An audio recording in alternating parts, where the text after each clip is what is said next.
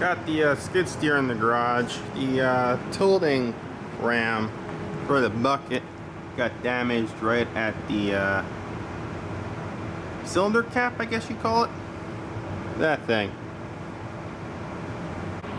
Just got a small nick in the side of it. It's the final O-ring, so it does leak, which is why it's apart.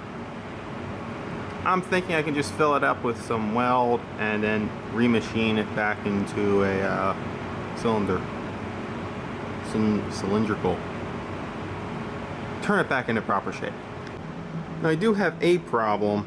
This will require TIGging, and I'm not super proficient in TIG welding. Might have two problems.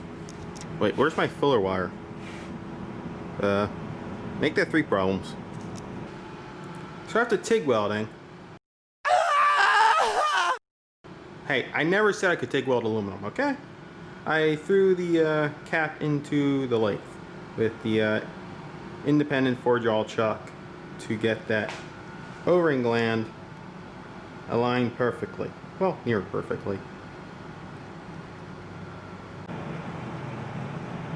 It's like it never even happened.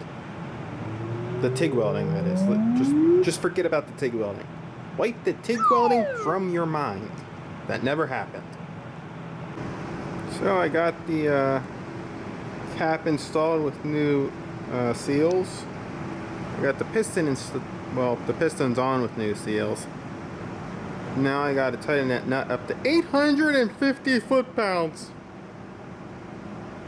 That's a lot of foot-pounds. I hope you're ready, Mr. Multiplier. It's all back together. Thanks to Mr. Torque Multiplier. And a really big torque wrench. Now I just got to fill it back up with oil because it lost a bit. Prime the cylinder and get it out of here.